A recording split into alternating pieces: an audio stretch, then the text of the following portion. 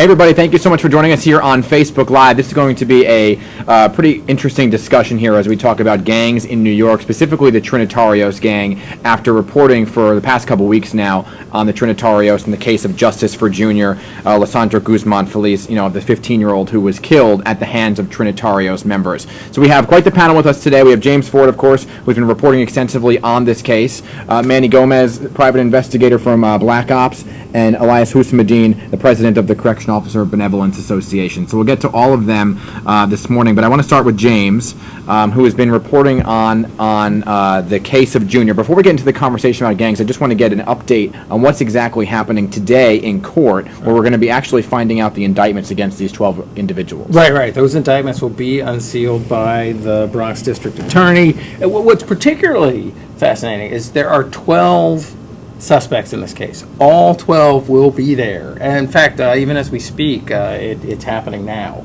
All 12 in court, the indictments being unsealed. This is a remarkable occurrence, coming as it does almost exactly a month after the crime took place, the murder of Junior Guzman-Feliz. It is not, I do not know at this point if Junior's mother is going to be there. Mm-hmm. To my knowledge, she is. And just reaction from the community, as we have seen for the last 4 weeks, should also be significant. It's very interesting when we talk about the Trinitarios. There's the suspects on your screen, all 12 of them. But let's talk about the Trinitarios gang. And some people have been asking us the last couple of weeks, where did this gang come from? Why all of a sudden are we hearing about this specific gang now? Besides, the Junior case, there were a few other cases that have popped up in recent weeks. So let's throw up some information just about the Trinitarios so you all have some information about them. They were actually founded in 1992 on Rikers Island to protect Dominican inmates, and we'll talk to Elias about that. The gang actually spread throughout the prison system, and then as those inmates were released one by one back onto the streets, that's how they became a street gang. And their weapon of choice, unfortunately, since 1992, has been the machete. So let's talk with Elias about this gang. And Elias, you've been in the correction department for quite some time. Yes. How many years? 30 years. 30 years. In 1992, were you aware of the Trinitarios gang and how they were forming? In 1992, well, look, the Trinis as we call them, they're new to you guys. None of these gangs are new to correctional officers. Mm-hmm. They all started in jail. Most of the gangs started in jail. So, no, we're not new to them. You guys are new to them. We've been dealing with them from the very beginning, from the time that they've been formed. The New York City Department, we have a gang intelligence unit, and we work in connection with the NYPD gang intelligence unit. So we've known about these people for a while. They're not new to us. But how did they, when they were released one by one onto the streets, maybe Manny can answer this question. Manny, when they were released one by one, it became a street gang. So they started in Rikers, they go onto the streets.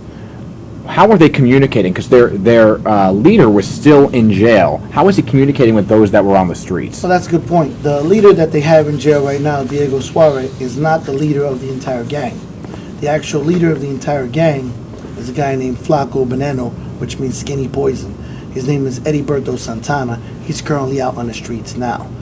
Diego Suarez is the leader of the Trinitarios group called the Southies, which runs Manhattan and sections of the Bronx, and they have a small section in West Brooklyn. So we don't have the actual leader of the Trinitarios. We have one of the three leaders. There's three sets in New York. But this was and I think you should understand that because they're in jail, don't mean that they don't make phone calls. I mean, we have people who run a complete organization from behind bars. One of these guys actually raised enough money to bail himself out by running a drug business while he was on Rikers Island in jail, raised more than $75,000. That was a and Trini? bailed himself out. Yes. I don't know if he was a Trini, but he that was a Trinitario. Actually, they have in the organization, they run parties where they raise the money to bail their members out. I mean, the Times had an amazing article today about the Trinitarios saying that once they were all back on the streets, they actually started to collaborate and form at the Marcy houses in Brooklyn, then spread over Upper Manhattan, the Bronx, Queens, Long Island, and then throughout the East Coast, places like Tennessee and Florida. Yes. So how many members would you say they have? Well, right now in Rikers, it's estimated at 1,000. At Rikers? In Rikers right now. And that's just on the island, not even counting the boat. Now, and that's from my investigation in the past 5 years. What I do know for the city, their numbers are right now about 3,000. And that's spread out between Manhattan, the Bronx, and again, Brooklyn. All right. And again, this gang is growing systematically. In Long Island alone, there's about 800 of them as well. So we're talking about for the state, from what I've seen, and because I've known some of the members, I've been investigating them and getting them incarcerated. For the statewide, we're talking about 8,000 to 9,000 statewide. Right, and there's all they're in New Jersey as well. Yeah, actually, they've infected Hudson County jails. They've infected from all the way from the GWB to Newark. So in Jersey alone, you're talking about another 5,000. And you'll recall some of the 12 whose indictment is being unsealed today. There were 6 that had been arrested in New Jersey, and they immediately asked for extradition to be waived so they could come to New York. Why? We've talked about this before. And that's a good point. And the reason why is because the Trinitario presence in Rikers Island is so huge that they're safer in Rikers. This is why they pleaded to come to New York. Because in Rikers, you have 50 members, gang members, usually in one cell block, with one correction officer and one in the booth. Is that accurate? That's 100% accurate. Okay? And you had those 50 members intimidating and bullying the actual correction officer. All right? And things like this occur. And they know they manipulate the system. To be honest with you, they run, I would say, about 35% of Rikers. Well, could we throw the picture up of them actually in Rikers? 12 arrests that James was reporting on, and throughout Pix 11 we've been reporting on. But 3 of those members were actually put into a specific unit. These 3 right here on your screen were placed in a unit by themselves. Yes. Which in a unit, Elias, correct me if I'm wrong, that usually houses 50 inmates. With 3 inmates. Yes, that unit that they're in hold anywhere from 30 to 50 inmates. So let's talk about that, because So they're the only 3. people were outraged to see them get preferential treatment. We hear Manny talking about how they're safer in Rikers Island. Everybody is entitled to due process and protection. But why would these 3 be singled out and put into a unit by themselves? Well, they're not the only one. I mean, out of the 11 or 12 that we have, these 3 were in this particular jail on Rikers. 1 was in this jail. But these 2 are in a was unit by this jail. themselves. But they're all in the unit by themselves. Wherever we have them, wherever they were placed or housed, they were placed and housed by themselves. Which the problem for us as correctional officers become, they're housing them like that to protect them from the other inmates. The problem that we're having is we're not protected. Meaning what? Why are Correctional you not officers protected? are not protected because we're exposed to them. So just recently, one of them threw a cup of urine in the face of a female officer. Just recently, another one threatened to kill a correctional officer. So what I'm saying is we are still exposed to them. These people should not be housed the way they're housed, but unfortunately, unfortunately, we have a mayor and we have a commissioner who's changed the rules completely in the last 4 years on how we deal with these particular people. In the past, we would take these people and we would actually separate them, but they would be locked in.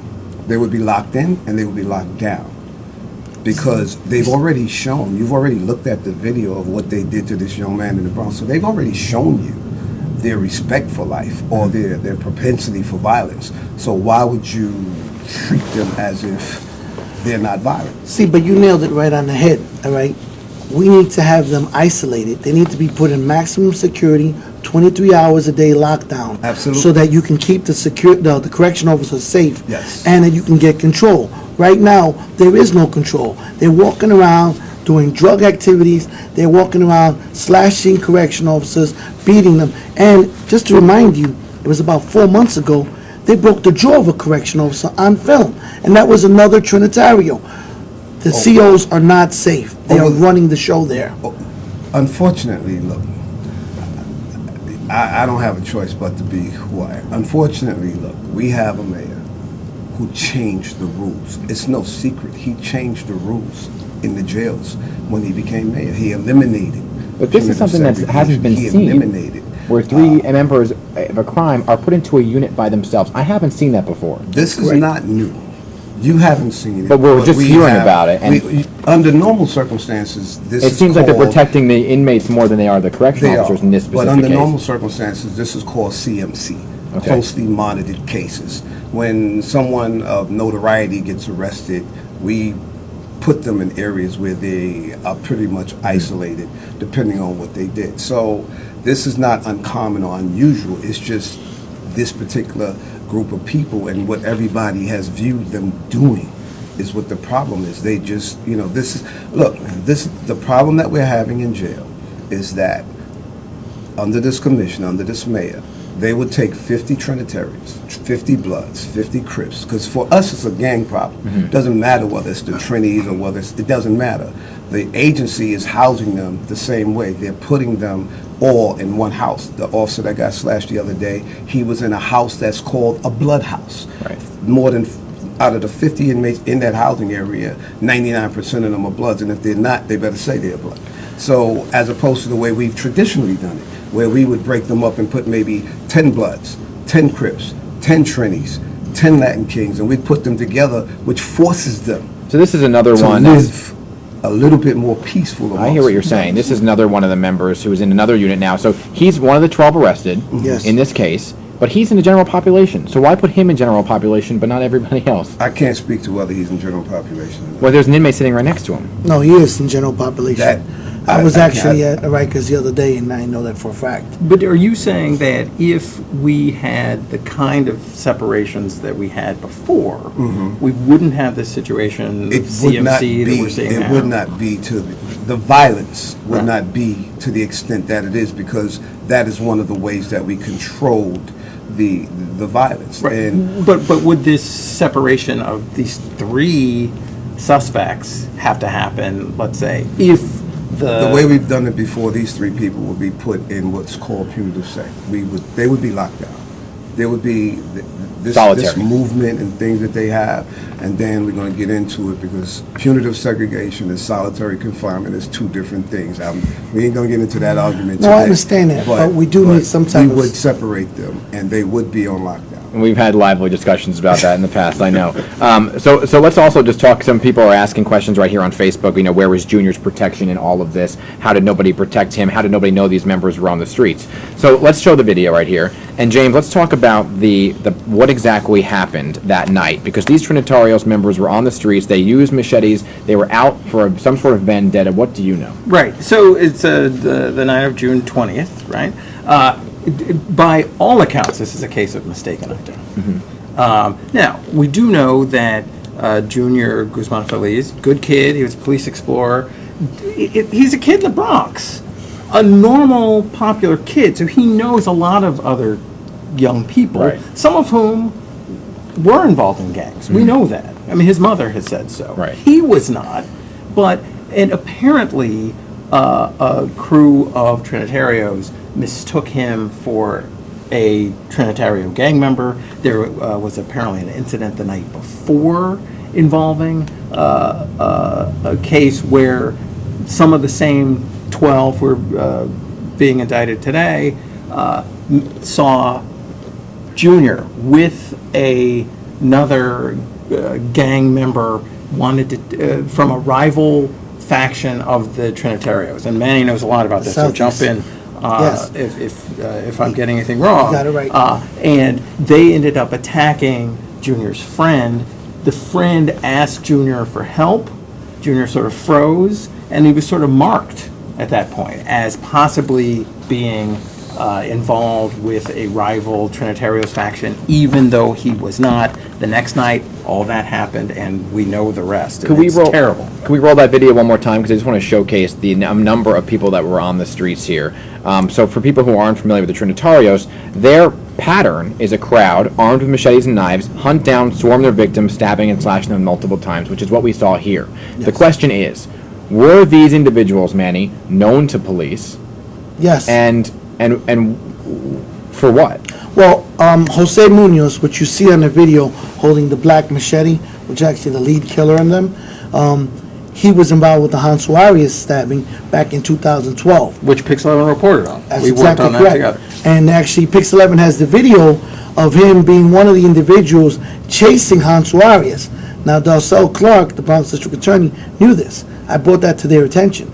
Not only that, I brought his picture of him in court supporting the other Trinitarios that were captured. This is going back to 2012. He's involved in 3 murders that I'm investigating. So how is he still on the street? You know what the problem is that nobody would listen. Nobody would listen until Pix11 showed how heinous and vicious this video was. And I hate to say this, but if it wasn't for us witnessing the death of him being stabbed and the fear in his face, this would have gone unknown again. Because every year, in every borough, we have between 15 and 17 murders committed by the Trinitarios.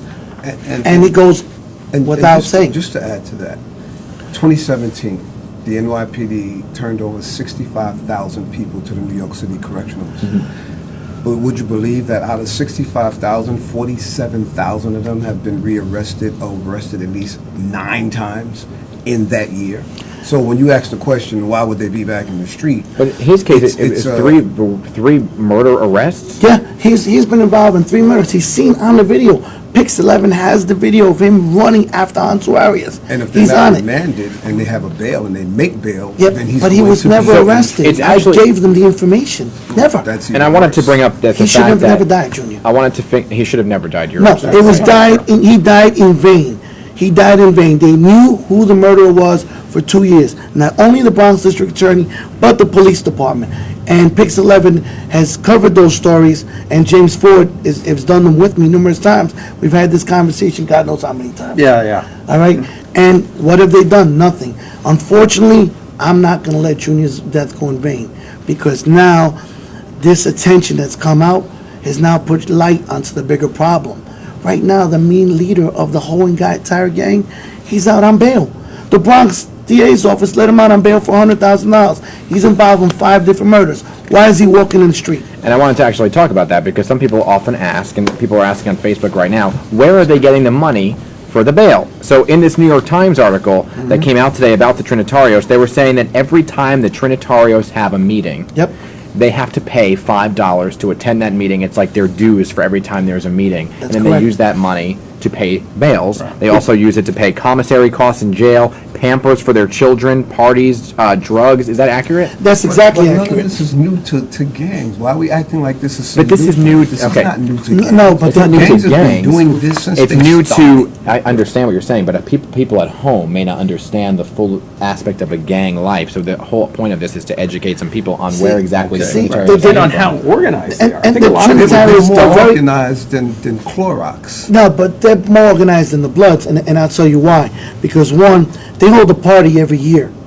All the boroughs, even New Jersey comes to it, and they generate money to bail people out of jail or to put money in the commissaries. The Trinitario operates on kidnapping, extortion, murder, and narcotics.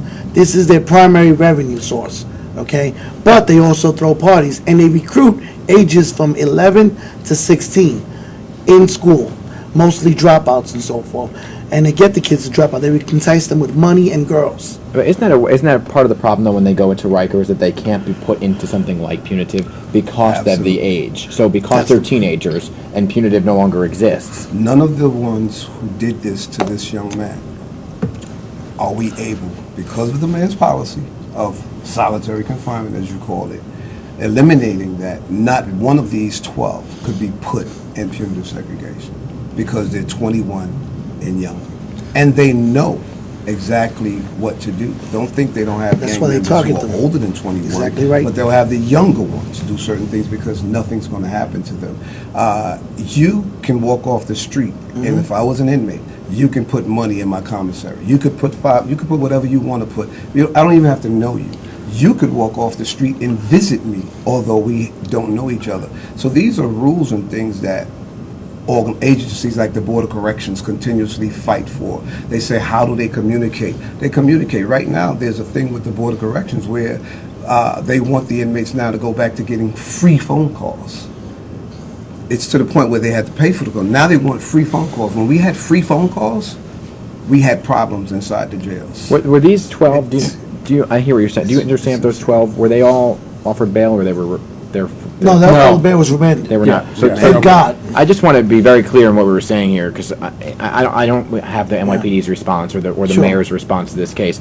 So what you're saying is one of those 12 that was arrested was involved in prior crimes, was tipped off to the police. Not in the prior past. crime, in 2 prior murders. Probably He's all. seen on the Pix 11 video chasing Suarez in 2012. And did he serve time for that? No, they didn't even arrest him for that. They only arrested 2 murderers in that case, and I had a fight to make that happen. And again, James Ford covered those stories. Right. You know, right now there's 12 under arrest. There should be 15. Plus, don't forget the Bronx River stabbing. We have another 15, and it goes back to what you were saying before, James. The faction group was called Southie. There's 3 Trinitario groups in New York. You have the Sunset group, which is out of Sunset Park, Brooklyn. You have the Southie group, which comes from West Brooklyn, which was run by Diego Suarez. He's currently in jail right now. He's one of the 12 being indicted today. Okay. You have Sunset Group, which is the leader of all of them for New York City. That's Eddie Berto Santana. He's walking the streets now. He's out on street now for attempted murder, arson for burning down a house, trying to burn people alive, and June 4th, he got a new case for a loaded firearm. He made over a $200,000 bail on each one. Why the Bronx released him? It's beyond me. It's insanity. Okay? Now you also have Southie, Sunset, and another one called 8-Town, which is a younger group of Trinitarios, which is located in the Bronx. So you have 3 main groups here. Southie is the one that killed Junior, and then Sunset Park is upset at Southie for killing Junior. So they're actually at war with each other. This is what's going on. Right. All right. Last words as we wrap this up today. I'll start with you, Elias. I think that although we're talking about the Trinis, I think that for the public, in New York City, in the last 4 years, more than 5,000 New Yorkers have been slashed, cut, or stabbed in New York City. That seems to be the weapon of choice now for all the gangs, not guns, slashing. I think we should really, really pay attention. I think that the public have to tell the mayor that his policies as far as bail reform and all these other things that they're fighting for, and this one shouldn't be arrested, and if they're arrested, all of this stuff have to stop, because we're going to have a lot more juniors, and we're going to have a lot more. I mean, look, after Junior, how many other cases have we had of shootings and stabbings and murders? I hope you're wrong, unfortunately. Not to disagree with you. I hope you're wrong I and we don't hope have I'm more wrong, juniors. but it's happening. Okay, Well, Manny? You know, one of the things that we need to do in Junior's case, now that everybody is aware of it, is that we need to have strong social awareness programs. We need to have commercials, kind of like what you have right now. It says smoking kills, and it shows the result of smoking. Well, we need to have commercials showing to kids, if you join a gang, you're going to get killed, you're going to end up in jail, or you're going to get hurt and maimed. Your life is going to get destroyed. We need to have these social awareness commercials and programs where these kids can turn to, so they don't turn to the gangs and join them. That's something the city needs to do. And not only that, we need to be proactive. Unfortunately, and I've said it over the years, the police department and the Department of Corrections and the DA's office are reactive. We need to be proactive. We need to save our youth. Okay. And James, do you want to tip some people off to some important reporting, or you want to hold off? Look, I can say this. Look, we are working on another piece that does a deeper dive into Trinitario culture, its presence at Rikers, and its effect on communities across New York City. And I think it will be well worth viewing, and it's a lot of work. Next week. And Manuel Gomez working with us on that project as well. That's coming next week. Yes. And now you're headed to court today. And yeah, that's worth saying too. Yeah, today I'm about to head to court as soon as this ends. And look, even though we have these 12 indictments being unsealed, this may not, as we've been pointing out in this discussion, may not be the end of the Junior Guzman-Feliz case. All right. Well, thank you all for coming in today. Thank This is you. an incredible discussion, and thank you all for viewing at home. you. We're going to stay close on top of this story, because it's something that obviously our audience cares about, we care about as a station, and so stay with Pix 11 for the very latest in this case and so much more. Have a good day, everybody. Thank you. How did it go? I got to check.